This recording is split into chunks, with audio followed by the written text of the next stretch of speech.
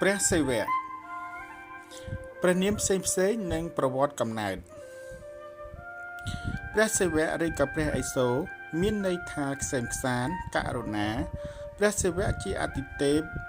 បង្កើតលោកនិងបំផ្លាញលោកផងព្រះនាមរបស់ព្រះសិវៈអាចហៅថាព្រះឥស្វរៈព្រះឥសូរព្រះរុន្ទ្រៈព្រះហរៈព្រះឧក្រៈ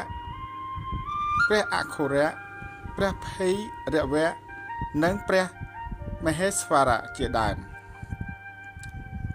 នៅក្នុងចន្លោះកាលដែលព្រះនរាយណ៍ឬក៏ព្រះវិស្ណុផ្ទុំនៅលើសមុទ្រហើយចាប់ពីសម័យលោកកធាថ្មីព្រះព្រំក៏បានលេចចេញពីផ្កាឈូកនៃធ្វើនៃផ្ចិតនៃព្រះវិស្ណុថ្ងៃមួយព្រះព្រំនិងព្រះវិស្ណុកំពុងឆ្លោះប្រកែកគ្នាដោយចង់តាំងខ្លួនជាអ្នកបង្កើតលោកតែរៀងខ្លួនពេលនោះស្រាប់តែមានសសរភ្លើងមួយផុសឡើងនៅចន្លោះអាទិទេពទាំងពីរដោយដឹងអំពីប្រភពនៃសសរភ្លើងនោះព្រះព្រំក៏តំណែងខ្លួនជាសត្វហង្សដែលជាជាជំនិះរបស់ព្រះព្រំហោះទៅរកមើលផ្នែកខាងលើនៃសសរលឹងនេះចំណែកឯព្រះវិស្ណុវិញក៏តំណែងខ្លួនធ្វើជាជ្រូកព្រៃមានឈ្មោះថាវីរហៈឈ្មោះដីរកផ្នែកខាងក្រោមនៃសសរលឹងវិញក្រោយពីរកចុងនិងគល់សសរលឹងមិនឃើញអស់រយៈពេលជាច្រើនពាន់ឆ្នាំពេលនោះអាទិទេពទាំងពីរក៏ទទួលស្គាល់សសរលឹងនោះជាអាទិទេពដែលមានមហិទ្ធិឫទ្ធិជាងខ្លួនហើយក៏នាំគ្នាគោរពរាប់អានតរៀងមកលក្ខណៈពិសេសសម្គាល់ព្រះសិវៈព្រះសិវៈជាអាទិទេពធំមួយក្នុងចំណោមអាទិទេពធំទាំង3ក្នុងព្រហ្មញ្ញសាសនា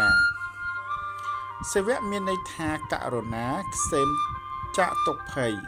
ព្រះសិវៈឬក៏ព្រះឥសូរកើតឡើងអំពីលោហិតដែលស្រក់ចាក់ចិញ្ចើមព្រះព្រំព្រះឥសូរជាអាទិទេពបង្កើតលោកផងនិងបំផ្លាញលោកផងព្រះអង្គមានព្រះនេត្រ3ហើយព្រះនេត្រទាំងនេះតំណាងឲ្យព្រះអាទិត្យព្រះច័ន្ទនិងព្រះអគ្គី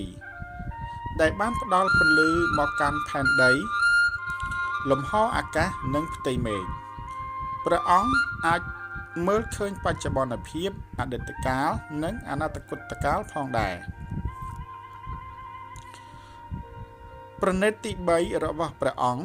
នៅលើថ្ងាសជាព្រះនេត្រដែលមានអំណាចដ៏អស្ចារ្យបំផុត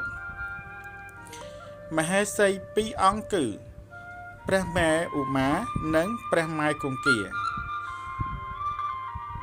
ព្រះសិវៈមានមហេសី9អង្គមានដូចជានាងទុគ៌ាឧមាកូរីកាលីទេវីកុមារីព្រះម៉ែចន្ទីព្រះម៉ែទុគ៌ាមហាទេវីទ្រង់មានបុត្រ2អង្គគឺព្រះវិយរណេសឬក៏ព្រះកណេសព្រះកត្រេកយៈឬក៏សន្តកុមារតាមគម្ពីរឬកុតៈដែលថាព្រះសិវៈជាអាទិទេពបំផ្លាញលោកតែក្រោយមកនៅពេលមួយមានទំនាស់សាសនារវាង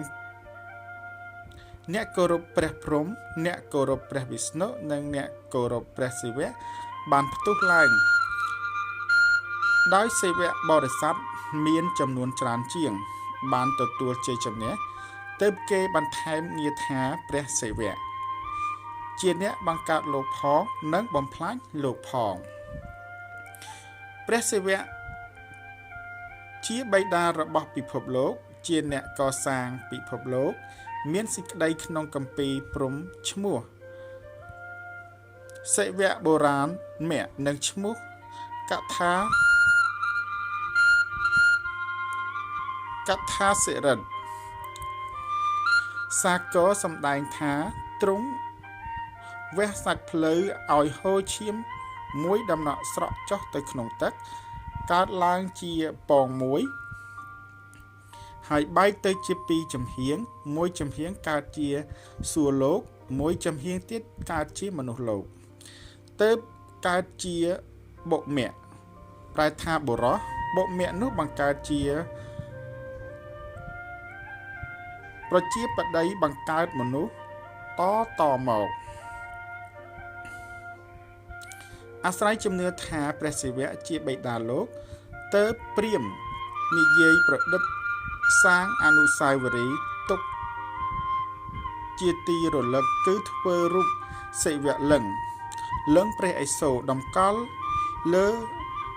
ឧមាយោនីទុកសម្រាប់ធ្វើពិធីសិវៈរាត្រីលាងបាតលាងចង្រៃឧបទ្រពទាំងឡាយព្រះនាមមហាទេវីព្រះឥសូរមានលក្ខណៈពិសេសសម្រាប់សម្គាល់ដូចខាងក្រោមព្រះភ័ក្ត្រមួយពេលខ្លះអាចបែងភាគជាមុខ5ព្រះសុរង្សពណ៌ខៀវព្រះកាយាខ្លួន5សម្បុរសព្រះនេត្រ3ព្រះនេត្រ2សធម្មតាឯ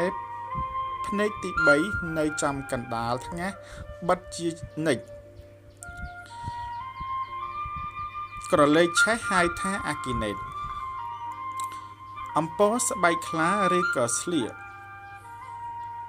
ប្រហាត់ជួន2ឬក៏ជួន10ទ្រង់កម្រងឆ្អឹងលលាក្បាលសម្រាប់ជាគ្រឿងសម្គាល់រាប់កាប់ឬក៏រាប់យុគៈទ្រង់នាគឬក៏ពស់ជាសង្វារសម្រាប់ជាគ្រឿងសម្គាល់រាប់ឆ្នាំទ្រង់មួកមានព្រះច័ន្ទមួយចំណិតរាងកណ្ដៀវជាសម្រាប់គ្រឿងសម្គាល់រាប់ខែទ្រង់កេតនភ័ណ្ឌដូចជាត្រីសូខ្សែផ្គាំកទាមានពីហណៈកូនិន្ទ្រៈជាយានជំនិះបុត្ររបស់ព្រះសិវៈមានបុត្រពីរព្រះអង្គគឺព្រះស្កន្ទៈជាអាទិទេពតំណាងអ្នកស្នេហាសង្គ្រាមនិងកណេសដែលមានខ្លួនជាមនុស្សក្បាលជាដំរីហើយមានមុខងារជាមេកណេសនៃពួកទេពអាទិទេពទាំងពីរនេះគឺជាបុត្ររបស់ព្រះសិវៈនិងព្រះនាងទុគ៌ាព្រះនាងទុគ៌ាគឺជាមហេសីដើមរបស់ព្រះសិវៈហើយព្រះនាងយល់ព្រមលោតចូលទៅក្នុងភ្លើងឲ្យគេបូជាជីវិតជាមួយស្វាមីដើម្បីបញ្ជាក់នៅភក្តីភាពរបស់ព្រះនាងស្ថាបត្យកម្មខ្មែរអាទិទេពដ៏មានឫទ្ធិអំណាចមួយអង្គនៅក្នុងសាសនាព្រាហ្មណ៍ដែលជាការនិយមគោរពសក្ការៈបូជានៅក្នុងសង្គមខ្មែរកាលពីសម័យបុរាណជាពិសេសទេវរូបដែលគេគិតថាបដិមាតំណាងដ៏សំខាន់តម្កល់តាមប្រាង្គប្រាសាទនោះគឺព្រះឥសូរឬក៏ព្រះសិវៈដែលមានបដិមាសិវលិង្គជាតំណាងចំណែកឯប្រាសាទបុរាណភាគច្រើនបានឧទ្ទិសថ្វាយព្រះឥសូរឬក៏ព្រះសិវៈដែលមានតម្កល់ព្រះបដិមាព្រះសិវលិង្គជាតំណាងនៅលើបល្ល័ង្កយោនីព្រះនាងឧមាទៀតផងគេសាងរូបអាទិទេពនេះជាលិង្គតម្កល់ឲ្យស្ថិតនៅជាមួយយោនីព្រះនាងឧមាជានិមិត្តរូបនៃការបង្កើតលោកតាមប្រវត្តិសាស្ត្រនៃប្រជាជាតិណាចក្រកម្ពុជាបានឲ្យដឹងដែរថានៅដើមសតវត្សទី1នៃគ្រិស្តសករាជប្រជានារីខ្មែរនាសម័យបុរាណនោះមានការពេញនិយមព្រះអាទិទេពអង្គនេះជាងព្រះអាទិទេពផ្សេងឯទៀត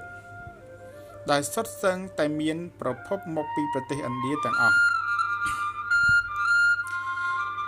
ការឆ្លាក់លិង្គព្រះឥសូរតម្កល់លើយោនីព្រះនាងឧមាឬព្រះនាងទុគ៌ានេះបានคล้ายទៅជាប្រពៃណីដែលវិចិត្រករខ្មែរយើងសម័យអង្គរបានត្រាប់តាមហើយនាសម័យអង្គរនោះដែរ